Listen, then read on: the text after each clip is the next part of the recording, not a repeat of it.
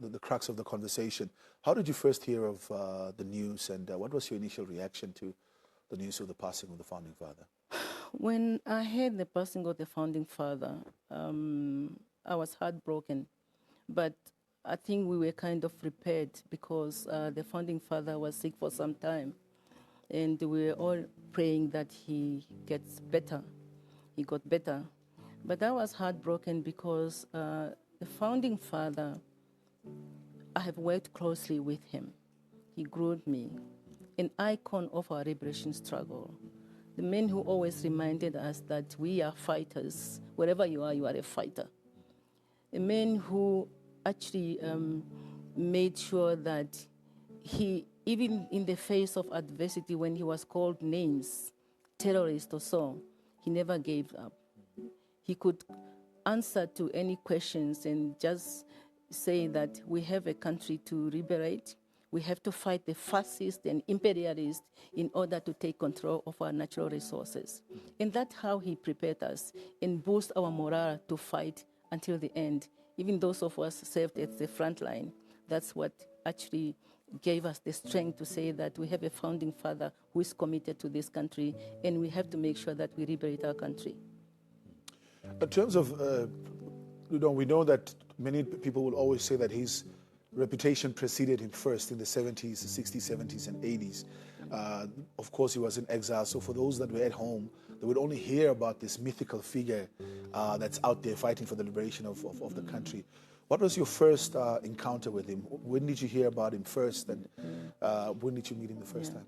Actually, we used to hear about Sam Nujoma from the broadcast from exile when we were growing up.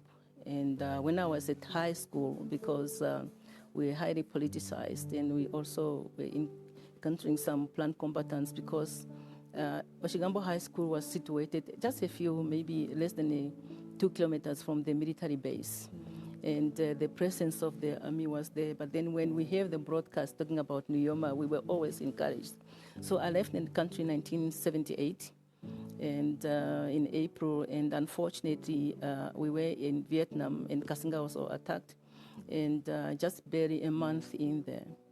And then from there, went for the military training by the Cubans. When you are trained by the Cubans, you become a very astute combatant. And then after that, sent to the front line. And then 1980, I was sent to Rwanda. That's where I met the founding president. I was sent to Rwanda. I was told that I was going to study Portuguese because the party needed someone, and the president needed someone to be interpreting or translating for him. So I was enrolled at the National Institute of Languages in Rwanda. I think I studied for 1 year. And then I used to translate and interpret when he met President Dos Santos.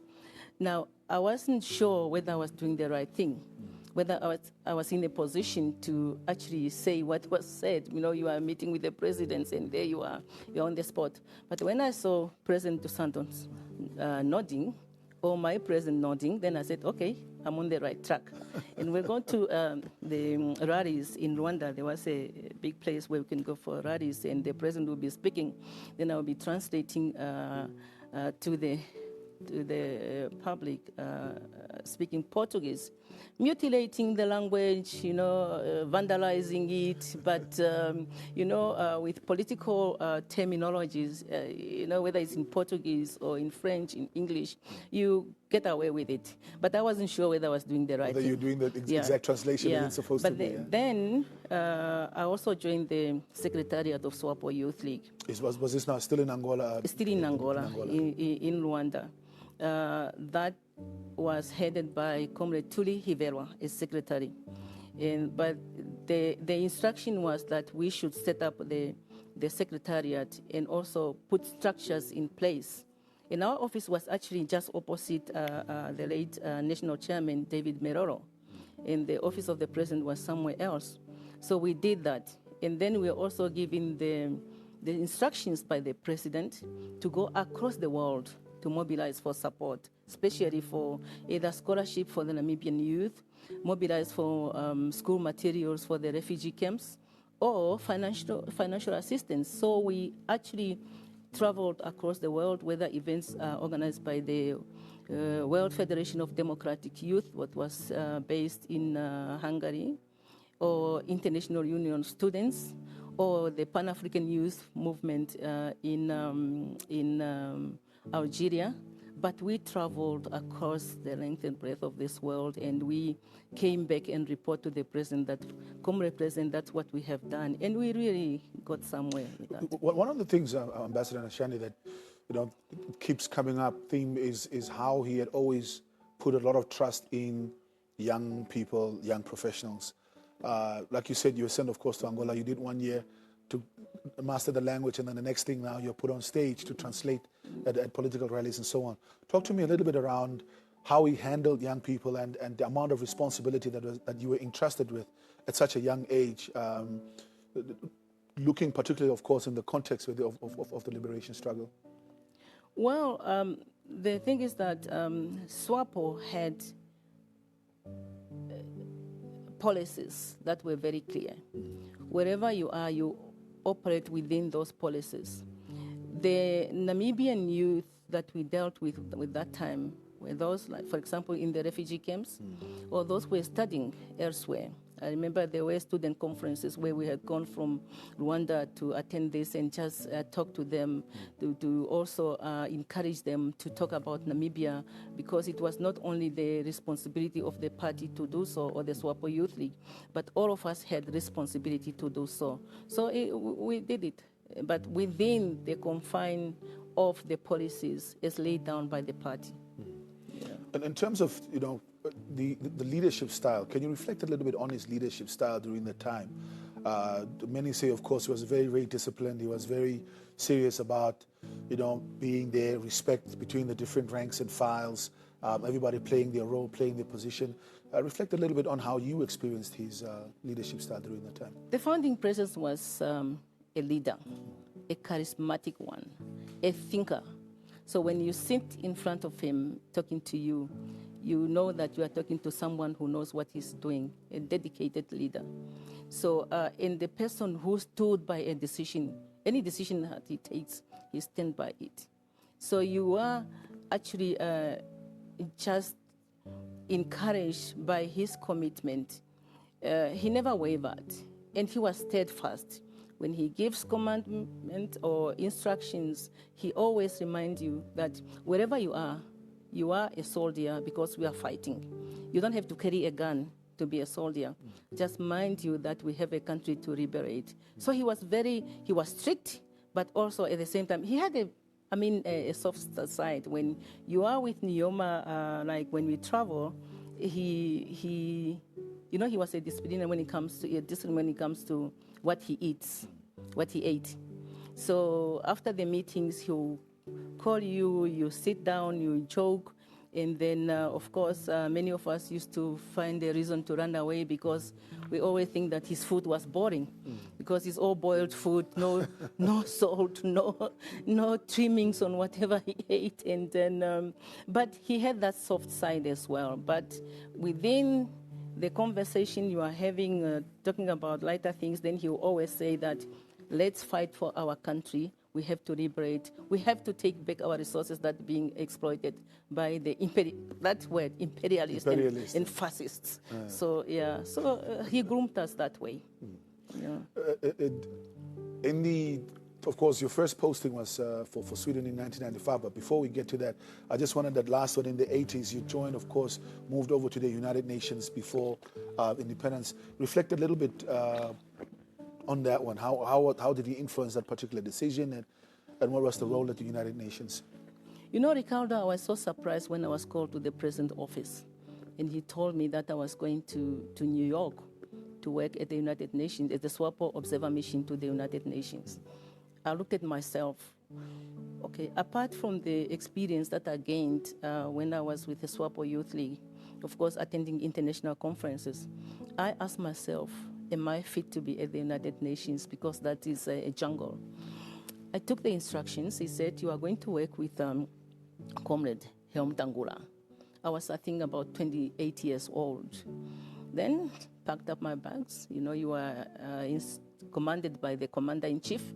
I got to New York, Comrade Helmut Angola was waiting for me. Now, Comrade Helmut Angola is a person who will groom you for a period of time, and he will actually give you the gist of what is need to be done, but he doesn't babysit you. He said, here you are sent to work together, but here we are here at the United Nations, and you know already what need to be done. We used to work with the fourth committee. The UN had, I think, 6 committees. And the fourth committee was a committee on decolonization, was dealing with the issues of colonialism, and of course dealing with the issues, for example, Namibia, South Africa, Palestine, and all those. So we used to attend those meetings, explaining the fight was still going on. But that time, it was all the time when the agreement on ceasefire agreement was being negotiated and about to be signed. And the ceasefire agreement, as you know, was signed between Angola, Cuba, and South Africa, because that was the time of when Reagan actually was on power, when he started linking the issue of Namibia, the independence of Namibia, to the withdrawal of Cubans from Angola. So the negotiations were going on. We could also participate in those. But there were other things that we're doing also, working with the United Nations Council for Namibia. I remember one time, as I said, Helmut Angola will give you the idea what to do, but he doesn't babysit you. Yeah. He had to travel to headquarters, and we were preparing the presentation to motivate the UN Council for Namibia to make budgetary provisions for the production of a documentary on Kasinga. Because you know that after Kasinga, the Boers had gone to the international community to convince them that it was a military base. But we kept saying that this is a refugee camp. You know, actually, when we were in SWAPO Youth, we were gone to the Kasinga to put concrete on the grave. That was SWAPO Youth Central Committee. So he said, I'm called to headquarters. Now you go to the UN Council for Namibia to motivate this. So I went there. Of course, there were other countries, or like-minded countries. So I started talking about this, and then I remember something that I'll never forget in my life. There was a deputy representative or deputy ambassador of Egypt. And in the middle of my presentation, he said, you know, the language, the diplomatic language at the UN. Yeah. With all due respect to the distinguished representative of SWAPO, we don't want to be lectured, because some of us have been following the history of the liberation struggle, even maybe before she was born. Oh, I was devastated. Threw you off the feet completely. Here I am talking about the country that I know. I have survived the attacks, and I have been, you know, at the center of oppression in the South African apartheid operation. And now someone from, you know, I was getting emotional. I remember the ambassador of Zimbabwe was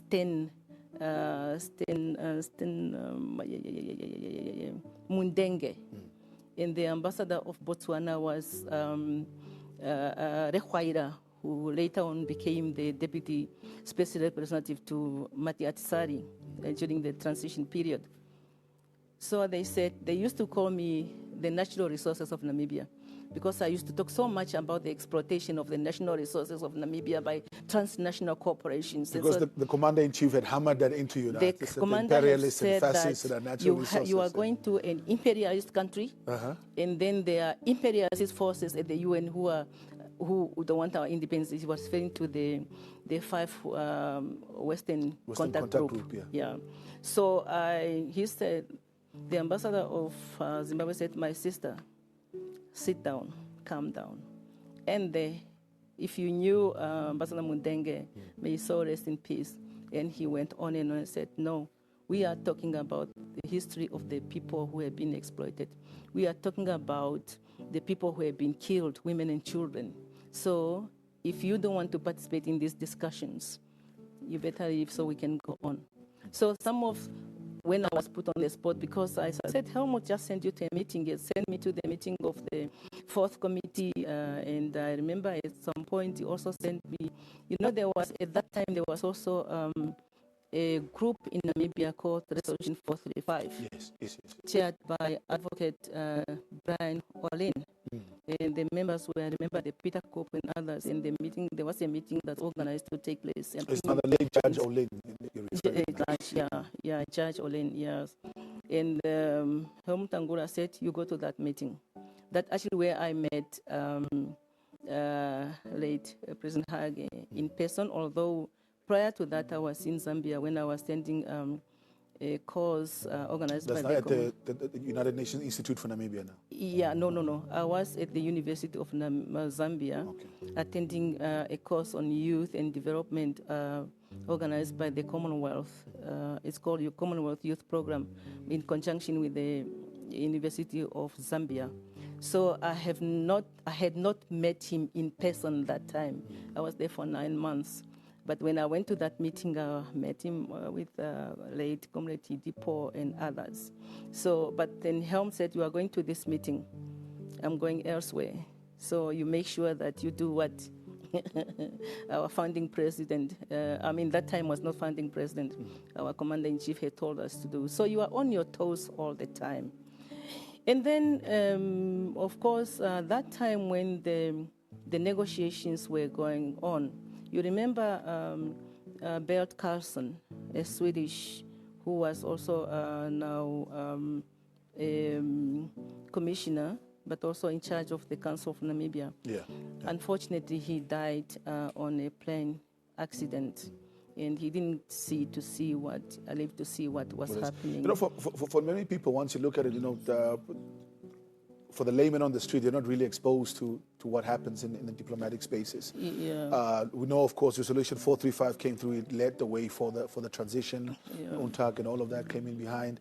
How important was the work that had to be done, from an administrative perspective as well, behind the scenes, particularly with the lobbying at the United Nations and other support from the international community? Yeah. When people hear about resolutions being passed or adopted at the United Nations, they think that people sit in a room and talk about those resolutions. It's work, that is done elsewhere.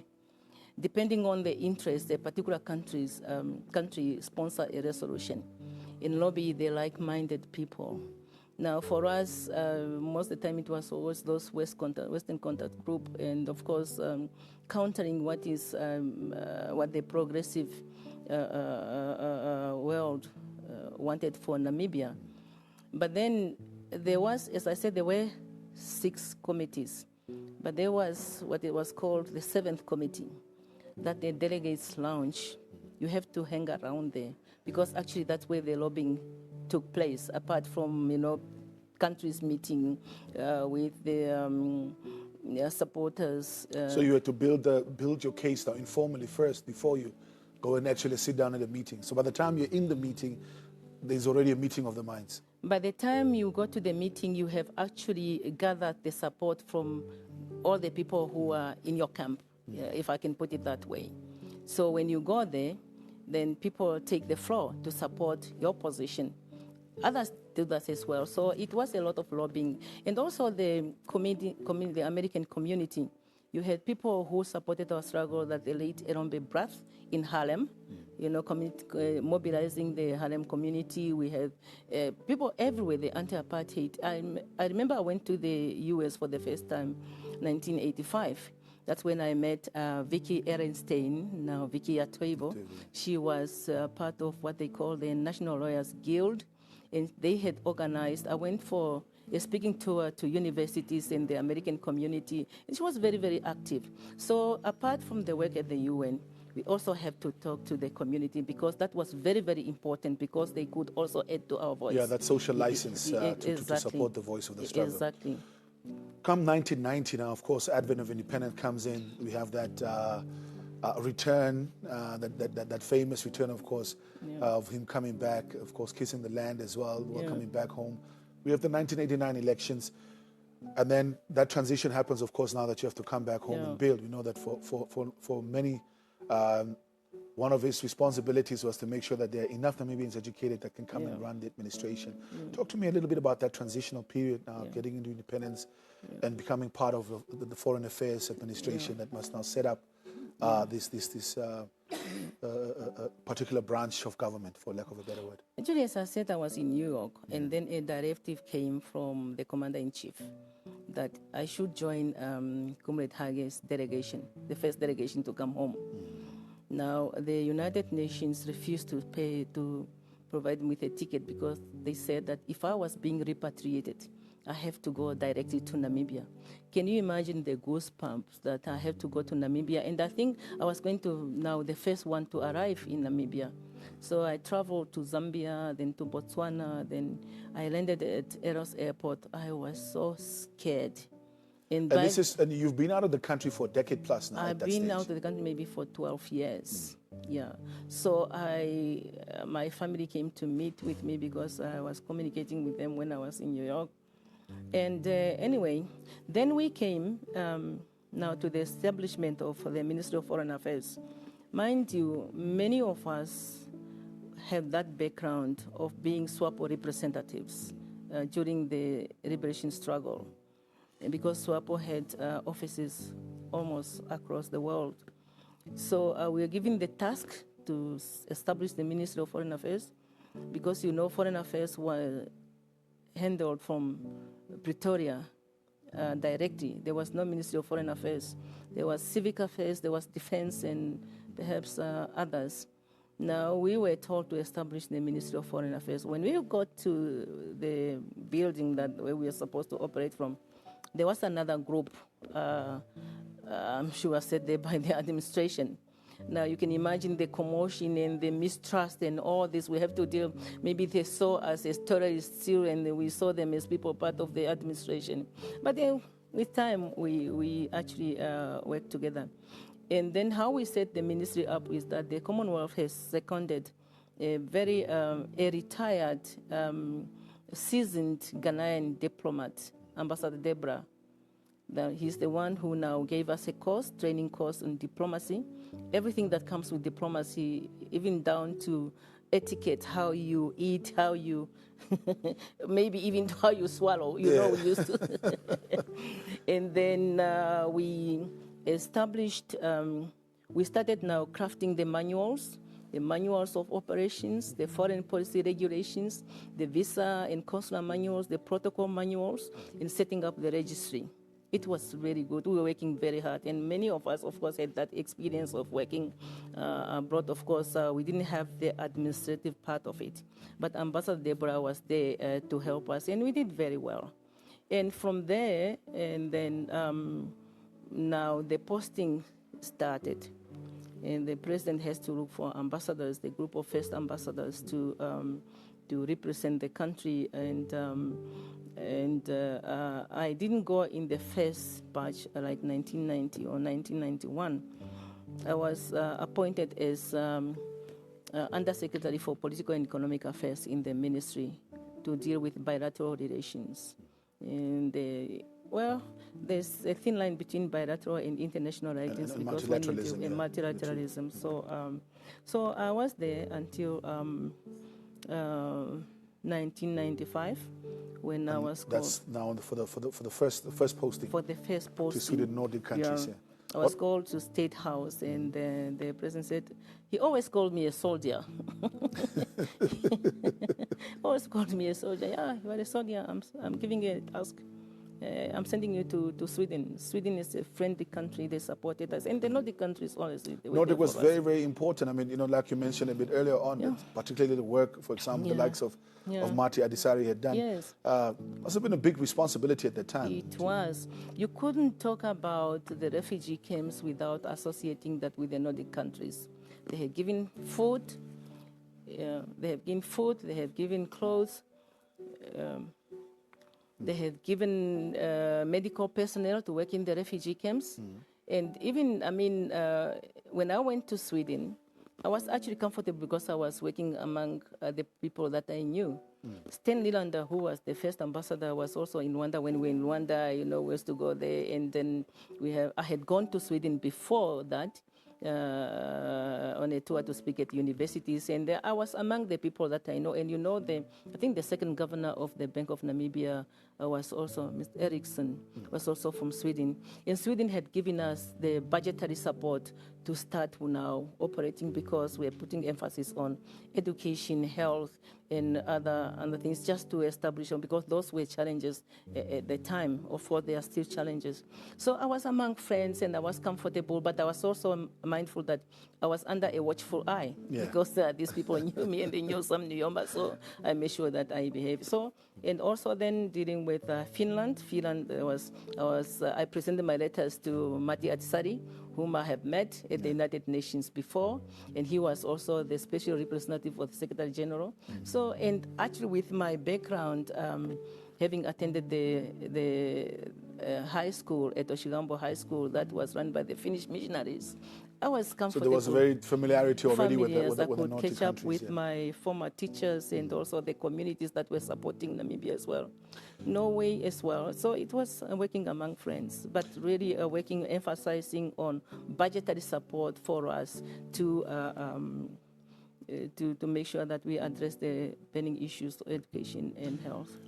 How would you describe, I think just in conclusion, as you're coming to close off the conversation, what kind of legacy has he left for the diplomatic service of Namibia?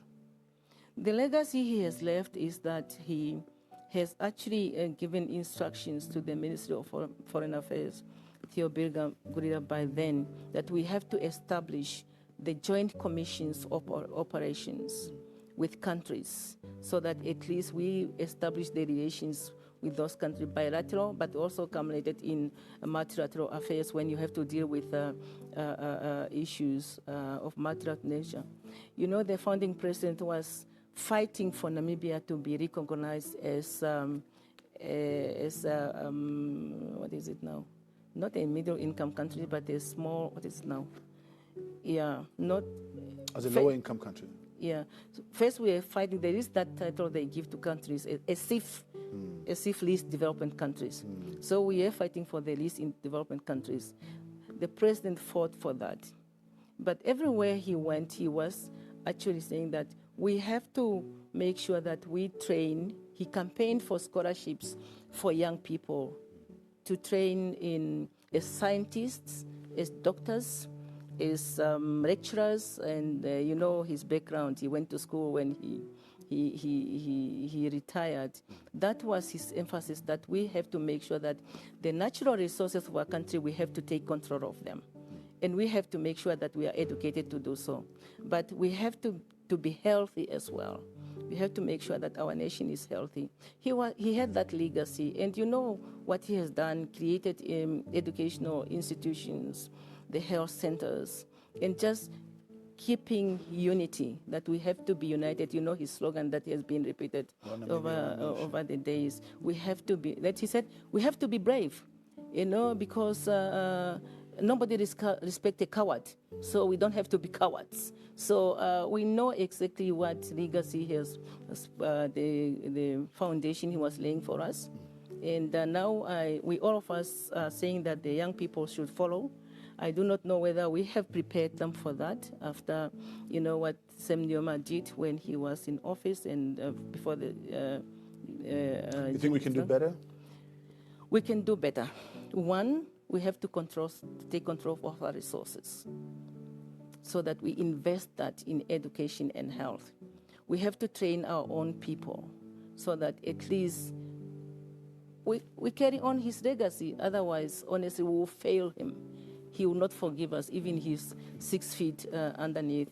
We have to try our level best. But we have to equip the young people with the necessary ammunition and resources so that we can carry on this legacy. Ambassador Nashandi, thank you so much for making time out to join me this morning. You are most welcome. Ambassador Nashandi, of course, just reflecting a little bit on the relationship with the founding father, and of course, just generally giving us some insights on how the diplomatic service here was started immediately after independence, but much more reflections on what happened before independence. She was first posted to the United Nations in the 80s, and then, of course, immediately after independence, was the Undersecretary for Bilateral Relations in the Ministry of Foreign Affairs, and in 1995 was posted with the first posting to Sweden and the rest of the Nordic countries. We'll continue with more conversations after the break. Stay with us.